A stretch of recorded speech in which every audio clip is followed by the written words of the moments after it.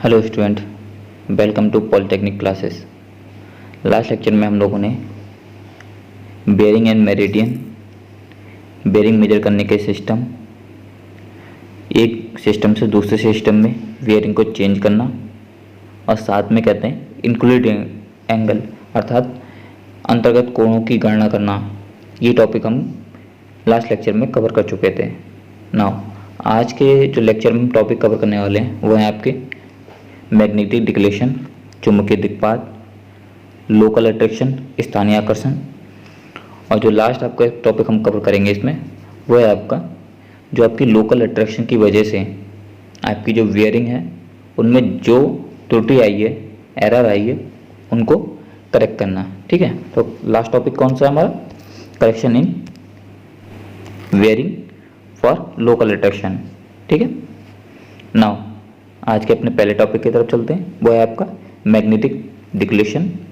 Magnetic declaration क्या होता है कि जो आपकी पृथ्वी पर मैग्नेटिक फोर्स हैं उनकी डायरेक्शन में डिफरेंस होने के कारण, यानी कि भिन्नता होने के कारण आपकी जो मैग्नेटिक मेरिडियन है, चुंबकीय विभव, वो क्या होती है आपकी ट्रू मेरिडियन के दाएं या बाएं तरफ झुक जाती है।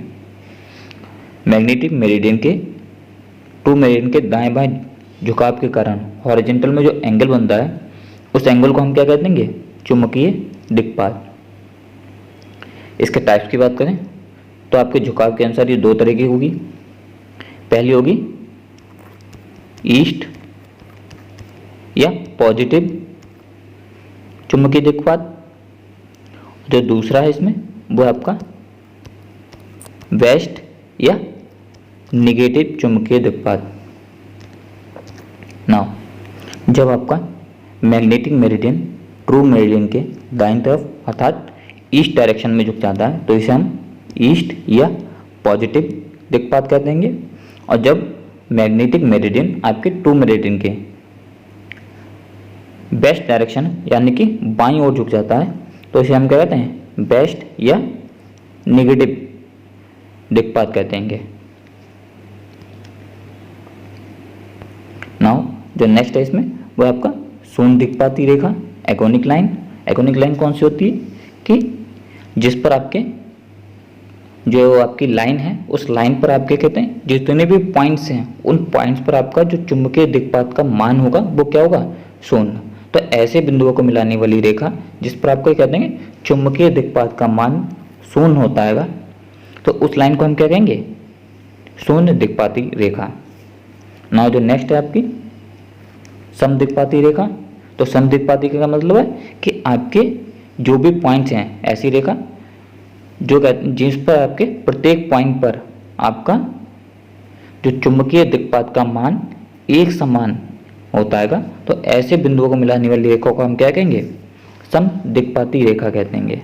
ठीक है, ना जो नेक्स्ट टॉपिक है आपका इसमें वो आपका वेरिएशन इन मैग्नेटिक डिक्लेशन।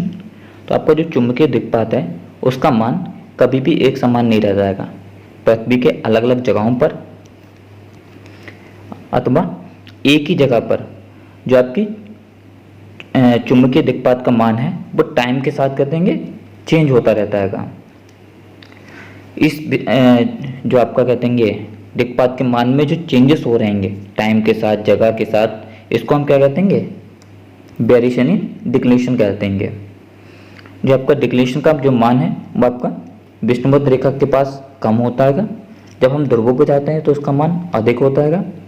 ग्रीष्म ऋतु में इसका मान अधिक, और जब आपकी शरद ऋतु आती है तो उसमें क्या होता है आपका जो वेरिएशन इन डिक्लेशन है उसकी जो वैल्यू है वो आपकी क्या होती है? कम होती है। ना इसके हम क्लासिफिकेशन की बात करें तो आपके ये दो टाइप्स के होते हैं। पहला होता है आपका रेगुलर, दूसरा होता है इर्रेगुलर। तो रेगुलर क्या होते हैं कि एक पर्टिकुलर टाइम पीरियड में जो आपके चेंजेस हो रहेंगे उसको हम क्या कहते हैं? रेगुलर वेरिएशन कहेंगे। और अचानक से होने वाले मतलब जो आपका कहते हैं चुंबकीय दिक्पात है, अगर उसके मान में एक साथ अचानक से कहते हैं चेंजेस आ रहेंगे तो उसको हम क्या कहेंगे? इर्रेगुलर वेरिएशन कहेंगे। ना रेगुलर वेरिएशन की बात करें तो रेगुलर वेरिएशन आपके तीन टाइप के होते हैं। पहला आपका डेली यानी कि 24 आवर्स के अंतर्गत आपकी जो मान है चुंबकीय दिक्पात का मान है उसमें कितना वेरिएशन आ रहा है, तो उसको हम क्या कहेंगे, डेली वेरिएशन कहेंगे। दूसरा आपका एनुअल वेरिएशन, एनुअल का मतलब क्या है, साल में, यानी कि आपके जो एक साल के अंतर्गत चुंबकीय दिक्पात में जो आपका वेरिएशन आ रहा है तो उसको हम क्या कहेंगे, एनुअल वेरिएशन कहेंगे। लास्ट और थर्ड जो आपका इसमें दीर्घकालिक, मतलब एक पर्टिकुलर टाइम यानी कि 100 या 150 250 साल के अंतर्गत चुंबकीय दिक्पात के मान में जो वेरिएशन आता है उसको हम क्या कहेंगे, दीर्घकालीन। ठीक है, नेक्स्ट टॉपिक है आपका इसमें वो आपका ट्रू बेयरिंग मेजर करना। तो आपको जो दिक्पात है उसके अकॉर्डिंग अगर हमें ट्रू बेयरिंग मेजर करनी है तो हम किस तरीके से मेजर करेंगे। सबसे पहले बात करते हैं WCB की। तो WCB में क्या है आपके कि जो आपकी मैग्नेटिक बेयरिंग दे रखी है, अगर हम उसमें जो आपका दिक्पात है, डिक्लिनेशन है, उसको जोड़ या घटा देते हैं तो आपकी जो ट्रू बेयरिंग है वो मेजर होकर के आ जाएगी। ठीक है, कब पॉजिटिव लेंगे कब माइनस लेंगे, तो आपका पॉजिटिव ईस्ट के लिए लिया जाएगा, ईस्ट के लिए आपका पॉजिटिव लिया जाएगा, यानी कि झुकाव अगर आपके दाईं तरफ हो रहा है तो उस केस में आप पॉजिटिव लेंगे वैल्यू, और जब आपका क्या देंगे झुकाव आपका बाईं तरफ यानी कि वेस्ट डायरेक्शन में है तो उस केस में आपका जो दिक्पात यानी डिक्लेशन की जो वैल्यू है वो आपकी नेगेटिव में ली जाएगी। ठीक है, नाउ अगर हम आरबी की बात करें तो आरबी में कहते हैं हमें ट्रू बेयरिंग मेजर करनी है, तो इसके लिए हमें क्या है, फिगर बनाना होगा और उसके बाद ही जो आपकी लाइन है उसकी हम ट्रू बेयरिंग को मेजर कर सकते हैं। एग्जाम्पल के लिए देख लेते हैं, मान लीजिए आपकी कहते हैं जो बेयरिंग दे रखी है वो नॉर्थ टू वेस्ट दे रखी है 45 डिग्री आरबी में, और जो आपका डिक्लेशन दे रखा है वो आपका कितना दे रखा है, 2 डिग्री ईस्ट की तरफ दे रखा है, और आपसे ये आपकी मैग्नेटिक बेयरिंग दे रखी है और ये आपका क्या है, डिक्लेशन दे रखा है। ठीक है, और आपसे क्या पूछा गया है, ट्रू बेयरिंग पूछी गई है कि, तो सबसे पहले हम क्या करेंगे,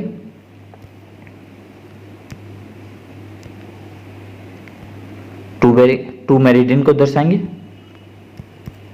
ये आपका ट्रू मेरिडियन हो गया। नाउ अब हम इसमें क्या आएगा, आपका जो मैग्नेटिक मेरिडियन है उसको देखेंगे। तो मैग्नेटिक मेरिडियन के लिए क्या है, आपका जो ट्रू बेयरिंग से डिक्लेशन है वो शो कर रखा है, वो कितना है आपका 2 डिग्री ईस्ट की तरफ, तो इस डायरेक्शन में आपका ईस्ट होगा। तो यहाँ पर आपका क्या आएगा, ये आपकी मैग्नेटिक मेरिडियन हो जाएगी। ठीक है, ये कितना है आपका 2 डिग्री का आएगा डिक्लेशन। ठीक है, नाउ मैग्नेटिक मेरिडियन हम कहाँ से मेजर करते हैं, जो मैग्नेटिक बेयरिंग है वो हम कहाँ से मेजर करेंगे, मैग्नेटिक मेरिडियन से मेजर करेंगे। तो यहाँ से आपकी ये इसकी नॉर्थ डायरेक्शन होगी।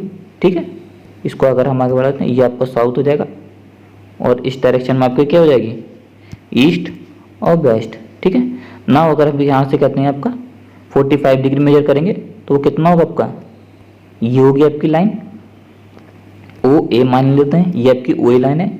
यहाँ से यहाँ तक का जबकि बेयरिंग दे रखी है वो कितने तक के 45 डिग्री।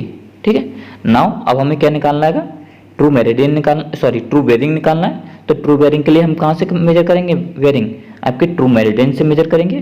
तो उसके लिए आपका जो एंगल होगा वो कितना होगा, जबकि ओ ए लाइन है वहां से आपके ट्रू बेयरिंग तक का ये वाला एंगल होगा। ठीक है, तो इस एंगल को मेजर करने के लिए हम क्या करेंगे, आपकी जो 45 डिग्री है उसमें से 2 डिग्री को हम घटा देंगे तो आपकी जो ट्रू बेयरिंग है वो मेजर होकर के आ जाएगी। ठीक है, तो ट्रू बेयरिंग के लिए हम क्या करेंगे, यहाँ पर आपको 45 माइनस 2 यानी कि कितना होगा 43 डिग्री। नाउ जो हम कहते हैं क्वाड्रेंट बेयरिंग में जो हम बेयरिंग लिखते हैं वो क्या आएगा, नॉर्थ साउथ करके लिखते हैं। तो ये आपकी किधर होगी, नॉर्थ टू वेस्ट होगी। तो आपकी जो ट्रू बेयरिंग है वो कितनी हो जाएगी, आपकी ट्रू बेयरिंग आपकी हो जाएगी यहाँ पर नॉर्थ टू वेस्ट 45 डिग्री।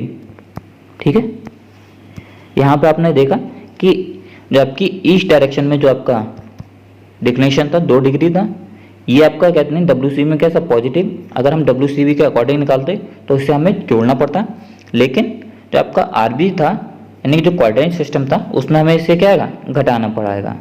इसीलिए जो आपका RB होता है यानी कि जो क्वाड्रेंट सिस्टम है ठीक है। कोऑर्डिनेट सिस्टम में हमें जब कहते हैं ट्रू बेयरिंग निकालते हैं तो उसके लिए क्या है, हमें फिगर बनाना पड़ता है। उससे हमें पता लगता है कि जो आपकी डिक्लेशन है उसको घटाना है या जोड़ना है। ठीक है।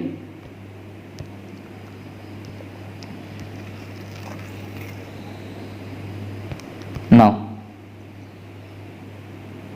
एक और एग्जांपल देख लेते हैं। क्या दे रखा है कि आपकी जो लाइन है उसकी क्या देंगे, मैग्नेटिक बेयरिंग दे रखी है। आपकी मैग्नेटिक बेयरिंग दे रखी है साउथ से 50 डिग्री 45 मिनट वेस्ट की तरफ। ठीक है। और जो आपका डिक्लेशन दे रखा है वो 3 डिग्री 45 मिनट ईस्ट की तरफ दे रखा है। ठीक है। और आपसे क्या देंगे, ट्रू बेयरिंग पूछ रहा है। ठीक है। नाउ क्योंकि ये आपका क्या किस में, आपका कोऑर्डिनेट सिस्टम में, तो इसके लिए हम क्या करेंगे, पहले हम फिगर बनाएंगे और उसके बाद ही कहते हैं हम जो आपकी ट्रू बेयरिंग है उसको कैलकुलेट कर सकते हैं। ठीक है।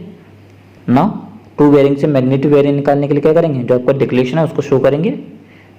डिक्लेशन आपका क्या है, 3 डिग्री 45 सेकेंड ईस्ट की तरफ है, तो हमने यहाँ पे ये शो कर दिया आपका 3 डिग्री 45 सेकेंड का। तो ये आपकी क्या है, मैग्नेटिक मेरिडियन आ जाएगी। ठीक है। नाउ अब हम बात करते हैं किसकी, आपकी जो वेयरिंग है वो किस में, साउथ टू वेस्ट में दे रखी है। यानी कि जो आपकी वेयरिंग मेजर की गई है वो साउथ से की गई है। ठीक है। और वेस्ट डायरेक्शन की तरफ की गई है। तो इसके लिए हम क्या करेंगे, इस लाइन को हम आगे बढ़ाएंगे जो आपकी मैग्नेटिक मेरिडियन था। ठीक है। तो ये आपको क्या हो जाएगा, 3 डिग्री 45 मिनट हो जाएगा। ठीक है। अब ये आपके क्या होगी, मैग्नेटिक मेरिडियन हो गई। ठीक है। और आपकी जो वेयरिंग दे रखी है लाइन की, वही लाइन की वो कितनी दे रखी है आपकी, 50 डिग्री 45 मिनट्स। ठीक है। तो आपका जो साउथ होगा मैग्नेटिक मेरिडियन के लिए यहाँ पे होगा, यहाँ से आपको वेस्ट डायरेक्शन की तरफ मेजर करना है। तो यहाँ पे अगर हम ओए लाइन को शो करेंगे तो आपकी ओए लाइन क्या होगी, ये होगी। ठीक है। और जो मैग्नेटिक वेयरिंग मेजर की जाएगी वो आपके मैग्नेटिक मेरिडियन से की जाएगी। ठीक है। तो ओए लाइन के लिए आपकी जो वेयरिंग दे रखी है वो ये होगी। ठीक है। नाउ अब हमें ट्रू वेयरिंग मेजर करनी है, तो ट्रू वेयरिंग के लिए आपका ट्रू मेरिडियन से मेजर करेंगे।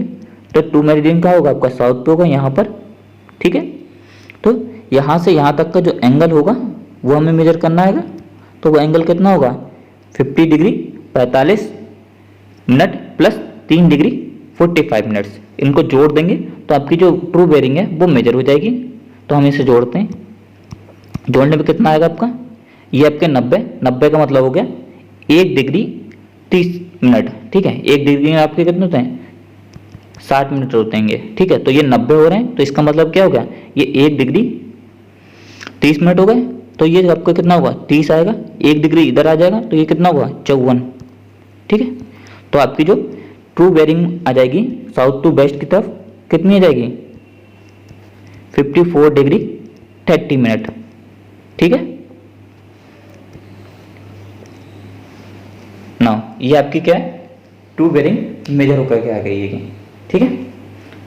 नाउ अब आपने देखा होगा कि पिछले बार जो मैंने एग्जांपल बताया था उसमें क्या था, जब आपका जो डिक्लिनेशन था ईस्ट डायरेक्शन था तो उस केस में हमें क्या आएगा, घटाना पड़ रहा था, और इस केस में हमें क्या है, जोड़ना पड़ रहा है। ठीक है। तो अब आप लोग समझ गए होंगे कि जो आपकी कोऑर्डिनेट सिस्टम है उसमें जब हमें कहते हैं कि ट्रू बेयरिंग मेजर करनी है तो हम उसमें क्या है, फिगर बनाना पड़ेगा। ठीक है। और जो आपका WCB यानी कि होल सर्किट सिस्टम में जो आपको क्या करना होगा, डायरेक्टली जो भी आपकी मैग्नेटिक बेयरिंग दे रखी होगी उसमें आप प्लस या माइनस जो भी आपका डिक्लेशन दे रखा हो, ईस्ट डिक्लेशन दे रखा है तो आप प्लस कर देंगे।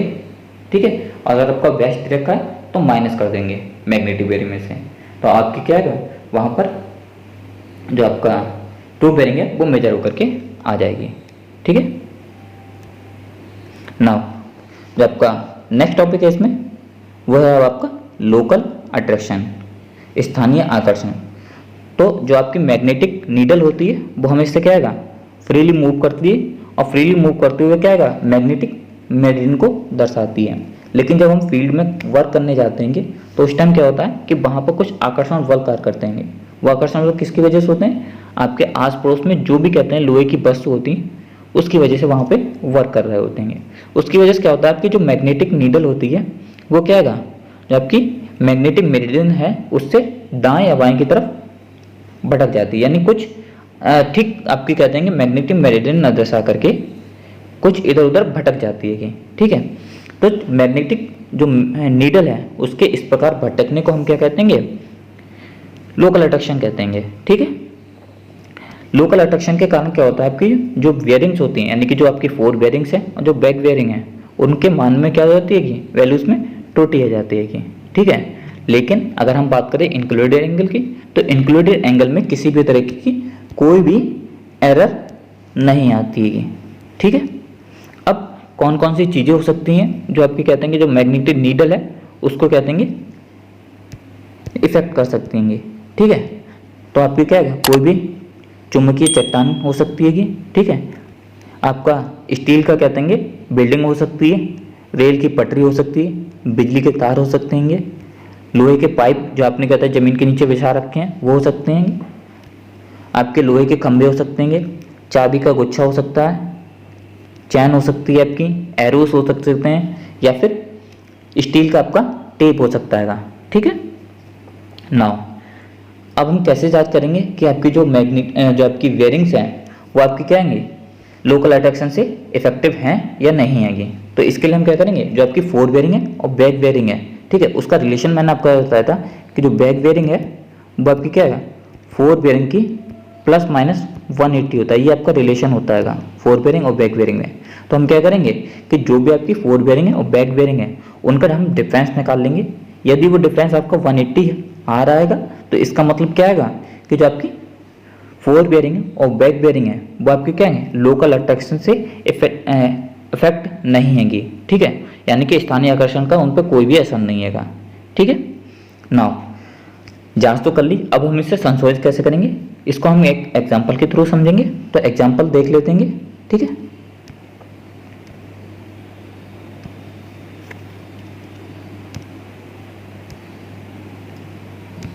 एग्जाम्पल दे रखा है कि जो आपका एक ट्रैवर्स है ABCDEA, ठीक है, उसमें आपके कहते हैं वेरिएंस लिए गए हैं। ठीक है, आपको देखना है कि जो स्थानीय आकर्षण की वजह से आपकी जो वेरिंग्स इनकरेक्ट हो गई हैं उनको आपको क्या है, करेक्ट करना है। ठीक है, ये आपकी वेरिंग दे रखी है फोर बेयरिंग, ये आपकी क्या है, बैक बेयरिंग दे रखी है, और ये आपकी लाइन दे रखी है ABBCCDDEE।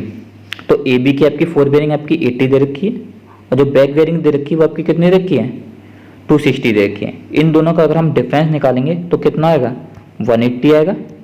ठीक है, 180 का क्या मतलब है कि आपके जो A और B स्टेशन है वो क्या आएगा, स्थानीय आकर्षण यानी कि जो लोकल अट्रैक्शन है उससे अनअफेक्टेड है। ठीक है, BC की अगर हम बात करें तो BC की जो आपकी फोर बेयरिंग है वो आपकी कितनी दे रखी है, 90 दे रखी है, और बैक बेयरिंग की बात करें वो कितनी रखी है, 269। इन दोनों का अगर हम डिफरेंस निकालेंगे वो कितना आएगा, 179 डिग्री आएगा। दैट मीन्स आपका जो BC रेखा है उसका स्टेशन C आपके क्या आएगा, लोकल अट्रैक्शन से इफेक्टेड है। ठीक है, यानी कि आपका जो बैक बेयरिंग है वो आपकी क्या है, अफेक्टेड है, इसको आपको क्या है, करेक्ट करना आएगा। ठीक है, एक चीज़ और ध्यान रखिएगा कि लाइन AB में जो आपका अग्र दिक्मान है वो A से लिया गया होगा और जो बैक बेयरिंग है वो आपकी स्टेशन B से ली गई होगी। ठीक है, BC में आपकी जो फोर बेयरिंग है वो आपकी B से ली गई होगी, स्टेशन B से, और जो आपका बैक बेयरिंग है वो स्टेशन C से ली गई होगी।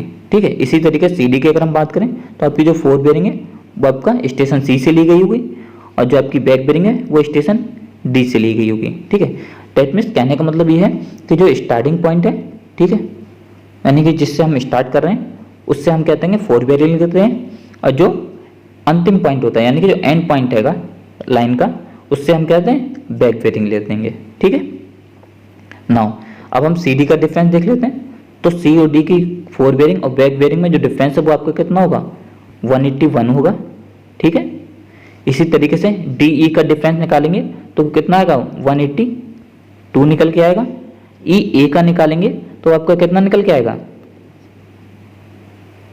178 निकल के आएगा।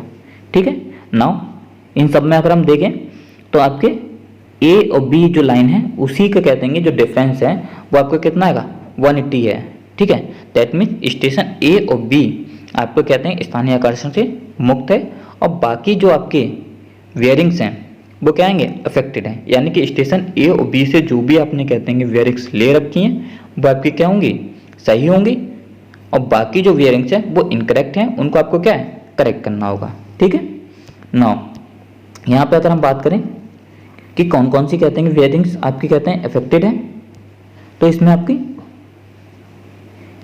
जो स्टेशन सी से ली गई वो अफेक्टेड होगी, ये भी अफेक्टेड होगी, ये भी अफेक्टेड होगी, ये भी होगी, ये भी होगी, और साथ में जो ई रेखा की 4 बेयरिंग है वो इफेक्टेड होगी। ठीक है, और कौन कौन सी करेक्ट होंगी, तो स्टेशन ए से ए बी की जो दोनों 4 बेयरिंग और बैक बेयरिंग है वो आपकी करेक्ट होंगी। बी सी की आपकी बी से ली गई 4 बेयरिंग आपकी सही होगी। ठीक है, और ई लाइन में आपकी जो बैक बेयरिंग है वो आपकी क्या होगी, करेक्ट होगी। क्यों, क्योंकि वो स्टेशन ए से ली गई है कि। ठीक है, नाउ बाकी जो हमारी कहते हैं इनकरेक्ट है उनको हम क्या करेंगे, अब करेक्ट करेंगे। ठीक है, तो आपकी जो ए बी लाइन है, सॉरी बी सी लाइन है, उसकी कहते हैं जो 4 बेयरिंग है वो आपकी क्या आएगी, करेक्ट हैगी। ठीक है, वो कितने दे रखी है, 90 दे रखी है। बैक बेयरिंग निकालने के लिए हम क्या करेंगे, इसमें प्लस 180 कर देंगे, क्योंकि मैंने अभी आपको थोड़ी देर पहले बताया था कि जो 4 बेयरिंग है और बैक बेयरिंग है उन दोनों में रिलेशन क्या होता है कि back bearing is equal to 4 bearing plus minus 180, यानी कि बैक बेयरिंग और 4 बेयरिंग का जो डिफरेंस है वो 180 होता है। ठीक है, अगर किसी एक की वैल्यू आपकी 180 से ज़्यादा है तो हम उसमें 180 घटा देंगे, तो दूसरी की जो वैल्यू है वो आपकी करेक्ट, दूसरी की जो वैल्यू है वो आपकी क्या आएगी, निकल के आ जाएगी। ठीक है, नाउ आपकी बीसी की 4 बेयरिंग आपकी 90 दे रखी है, दैट मीन्स ये आपकी 180 से कम है, तो बैक बेयरिंग निकालने के लिए हम क्या करेंगे, इसमें 180 जोड़ देंगे, तो इसकी जो बैक बेयरिंग है बीसी रेखा की संशोधित वाली वो आपकी कितनी रहेगी, 270 निकल आएगी। ठीक है, जब आपकी बैक बेयरिंग निकल आई संशोधित, और जो आपकी प्रेक्षित आपकी पहले से जो हमने ले रखी है वो कितनी है, 269, तो अब हम क्या करेंगे, जो स्टेशन सी है, क्योंकि ये आपकी स्टेशन सी से ली गई है, तो जो एरर भी होगी वो किस पे होगी, स्टेशन सी पे होगी ना। स्टेशन सी पे हम एरर को कैलकुलेट कर लेते हैं, तो जो आपका एरर का फॉर्मूला होता है, ठीक है, त्रुटि की इक्वल टू क्या होता है, प्रेक्षित दिक्मान माइनस संशोधित दिक्मान। ठीक है, तो आपका प्रेक्षित दिक्मान कितना आपका 269, और जो संशोधित दिक्मान आपका कितना आएगा 270। तो स्टेशन सी पर आपकी जो एरर होगी वो कितनी होगी, -1 डिग्री की होगी। तो जो हम करेक्शन करेंगे वो कितना करेगा, +1 डिग्री का किया जाएगा। ठीक है, नाउ स्टेशन सी पर हमें कितने करेक्शन करना है, +1 डिग्री का हमें करेक्शन करना है।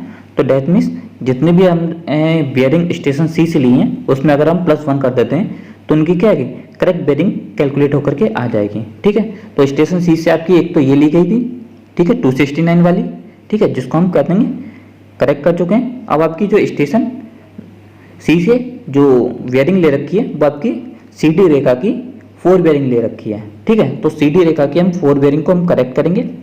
ठीक है, तो सी डी रेखा की 4 बेयरिंग जो करेक्ट बेयरिंग 4 बेयरिंग है वो कितनी होगी, 120 + 1 डिग्री, कितना 121 डिग्री का।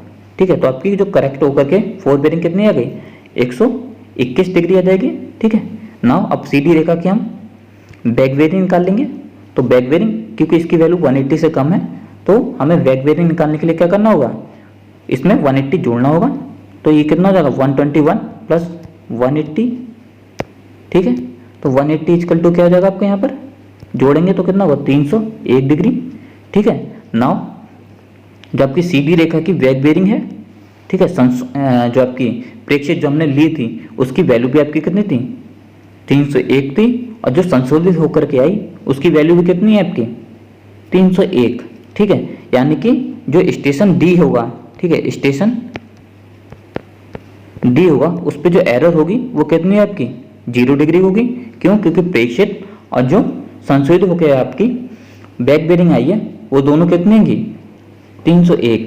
ठीक है, नाउ तो स्टेशन डी की जो त्रुटि आपकी क्या है, 0 है। इसका मतलब स्टेशन डी आपका स्थानीय आकर्षण से मुक्त है। ठीक है, तो स्टेशन डी से आपने जो भी बेयरिंग ले रखी है वो आपकी क्या होंगी, करेक्ट होगी। ठीक है, तो देखा डीई की जो आपकी 4 बेयरिंग है, ठीक है, 200 डिग्री, ठीक है, ये आपकी क्या होगी, करेक्ट होगी। ठीक है, तो इसके लिए और जो ई है, सॉरी ई स्टेशन से ले रखी है जो बैक बेयरिंग 18 डिग्री, वो क्या होगी आपकी, इनकरेक्ट होगी। तो इसको हम करेक्ट करेंगे। तो कैसे करेक्ट करेंगे, जो आपकी डी रेखा है उसकी 4 बेयरिंग में से हम क्या करेंगे, 180 घटा देंगे। घटाएंगे क्यों, क्योंकि इसमें क्या है, ये 200 दे रखी है, ये 180 से ज़्यादा है, तो हम इसको घटाएंगे तो कितना जाए आपका, 20 डिग्री। ठीक है, तो स्टेशन ई पर आपकी एरर निकालेंगे। अब एरर कितनी आएगी आपकी, एरर आ जाएगी आपकी 20, सॉरी प्रेक्षित जो दिक्मान है वो आपको कितना दे रखा है, 18 ले रखा है हमने। ठीक है, तो 18 माइनस 20 इजिकल टू कितना हो जाएगा आपका, -2 डिग्री। ठीक है, करेक्शन की अगर हम बात करेंगे तो करेक्शन हमारा कितना हो जाएगा, इसमें करेक्शन हो जाएगा आपका +2 डिग्री का।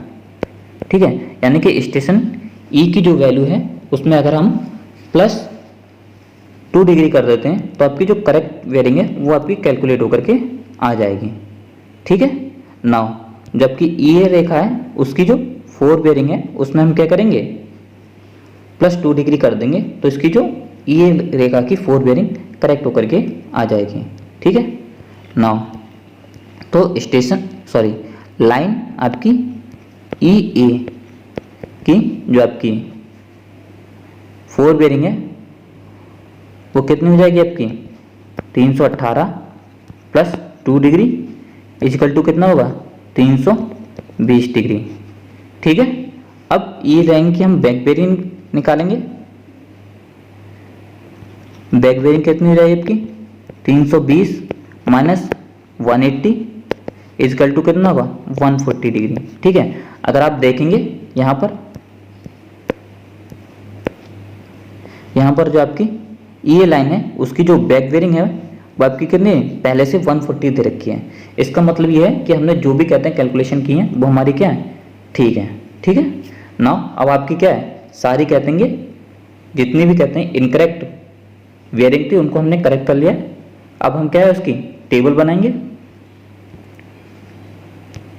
ठीक है, तो टेबल में क्या करेंगे हम, सबसे पहले लाइन ABCD, उसके बाद जो हमने पहले से ली है यानी कि प्रेक्षित दिक्मान लिखेंगे और बाद में जो हमारे संशोधित दिक्मान है वो आ जाएंगे। लास्ट में कितना कितना हमने स्टेशन पे संशोधन किया है। ठीक है, तो आपकी AB रेखा पहले से ठीक थी, तो A और B पे जो हम संशोधन करेंगे वो आपका क्या होगा, 0 होगा। BC रेखा में आपकी बैक बेयरिंग कितनी थी, 260, संशोधित होकर कितनी आ गई, 270 आ गई। ठीक है, CD रेखा में आपकी जो 4 बेयरिंग है वो कितनी थी आपकी, 120, संशोधित होकर कितनी आ गई, 121 डिग्री। ठीक है, ना जो आपकी D रेखा है उसमें आपकी जो बैक बेयरिंग थी वो आपकी 18 थी इनकरेक्ट, और करेक्ट होकर कितनी आ जाएगी, 20। ठीक है, इसी तरीके से ये लाइन की आपकी 318 थी, करेक्ट होकर कितनी आ गई, 320 डिग्री। ठीक है, नाउ आप टेबल बना लीजिएगा। टेबल कंप्लीट होने के बाद आपका जो क्वेश्चन है वो भी कंप्लीट हो जाता है। ठीक है, नाउ जो नेक्स्ट इसमें और जो लास्ट आपका टॉपिक है इसमें वो है आपका एरर इन कंपास सर्वे। तो कौन कौन सी जो आपकी सर्वे है कंपास सर्वे उसमें कौन कौन सी आपकी त्रुटियां आ सकती हैं। तो इसमें 3 तरह की त्रुटियां आ सकती हैं। कौन कौन सी हो सकती हैं वो, पहला है उपकरण त्रुटि, यानी कि उपकरणों की वजह से आपकी आने वाली त्रुटि कौन सी आएंगी, उपकरण त्रुटि के अंतर्गत आएंगी। सेकंड जो है आपकी प्रेक्षण, ठीक है, यानी कि ऑब्जर्वेशन के टाइम पे जो आप गलतियां करते हैं, व्यक्तिगत जो आपकी गलतियां होती हैं, ठीक है, वो आपकी प्रेक्षण के अंतर्गत आएंगी। ठीक है, जो लास्ट है वो है आपका बाहरी प्रभावों, यानी कि एक्सटर्नल इन्फ्लुएंस की वजह से। ठीक है, तो एक्सटर्नल इन्फ्लुएंस कौन सा होता है कि मान लीजिए आप जब कहते हैं कि सर्वे वर्क करने जा रहे हैं तो उस दौरान आपके पास कोई भी ऐसी चीज़ है जो मैग्नेटिक नीडल को इफेक्ट कर रही हो और जिसकी वजह से जो आपकी बेयरिंग्स है वो इनकरेक्ट आ रही हैं, या फिर फील्ड में ही कोई ऐसी चीज़ मौजूद है, ठीक है, जिसकी वजह से क्या हो रहा है आपकी जो वेयरिंग्स हैं वो क्या है, इफेक्ट हो रही हैं, ठीक है।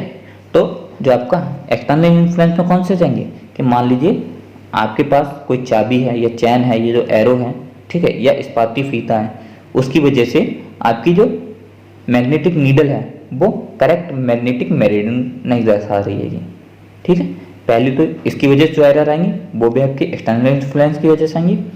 दूसरा कौन सा हो गया कि मान लीजिए आपके फील्ड में ही कोई भी कहते हैं कि जो लोहे की चीज यानी कि वस्तु यानी कि पोल वगैरह पहले से ही खड़े हैं, जिनकी वजह से आपकी जो मैग्नेटिक नीडल है वो इफेक्ट हो रही है, ठीक है। तो वो भी उसकी वजह से जो भी आपकी एरर आएंगी वो एरर भी किसके अंतर्गत आएंगी, आपकी एक्सटर्नल इन्फ्लुएंस की वजह से आएंगी।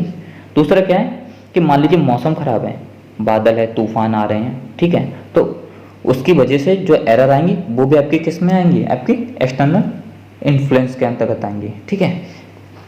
ऑब्जर्वेशन में कौन सी हो सकती हैं कि मान लीजिए आप जो सेटअप कर रहे हैं यानी कि जो आप ट्राइपॉड वगैरह लगा रहे हैं तो उसको आपकी क्या ठीक तरीके से नहीं लगा पाए, ठीक है। जब आप ठीक तरीके से नहीं लगा रहे हैं तो जब आप कहते हैं कोई भी कहते हैं वैल्यू लेंगे यानी कि जो वेयरिंग लेंगे वो आपकी कैसे होंगी, इनकरेक्ट होंगी, ठीक है। तो पहला क्या है कि आप जो कंपास लगा रहे हैं, सेट कर रहे हैं, उसको ठीक तरीके से सेट नहीं कर पा रहे हैं, ठीक है, तो वो भी आपकी किस में ऑब्जर्वेशन में जाएगी। दूसरा क्या है, जब आप लक्ष्य को भेद रहे हैं, ठीक है, भेदने के टाइम पर आप क्या रहेगा, भेदने के टाइम पर जो उसकी आई वेन और ऑब्जेक्ट वेन है वो ठीक वर्टिकल में नहीं है, ठीक है। वर्टिकल में ना होने की वजह से आप जो लक्ष्य भेदेंगे वो भी क्या होगा, गलत होगा, और उसकी वजह से जो वेयरिंग आएंगी वो भी क्या आएंगी, इनकरेक्ट होंगी, ठीक है। तो ऑब्जर्वेशन में क्या है, जब आप कहते हैं कि कोई भी कहते हैं सर्वे वर्क को परफॉर्म कर रहे हैं तो उस टाइम आप जो गलतियाँ कर रहे हैं वो आपके किस में आएंगे, ऑब्जर्वेशन में आएंगे, ठीक है। उपकरण में कौन सी आएंगी कि मान लीजिए आपकी जो मैग्नेटिक नीडल है, ठीक है, वो क्या है, पूर्णतः स्ट्रेट नहीं है, मतलब दाएं बाएं झुकी हुई है, ठीक है। तो उसके झुकाव की वजह से जो एरर आएगी वो किसकी वजह से, इंस्ट्रूमेंट की होगी। दूसरा क्या है कि जो आपका कीलक है, जो पीवट है वो ठीक वर्टिकल में होना चाहिए, ना कि दाएं बाएं झुका हुआ, ठीक है। तो उसकी वजह से जो आपकी एरर आएंगी वो भी किस में आएंगी, इंस्ट्रूमेंट में आएंगी। दूसरा क्या है, आपकी जो आसंकित चक्री है, ठीक है, आसंकित चक्री आपकी क्या आएगी, ठीक हॉरिजॉन्टल में नहीं है, ठीक है, यानी कि वो किसी तरफ झुकी हुई है, तो उस केस में भी आपकी क्या होंगे, जो भी आपकी आप मेजर करेंगे वेयरिंग वो आपकी कैसे होंगी, इनकरेक्ट होंगी, ठीक है। तो ये आपका लास्ट टॉपिक था। इसके साथ ही आपकी क्या है, जो ये चैप्टर है आपका कंपास सर्वे का वो कंप्लीट होता है, ठीक है। धन्यवाद।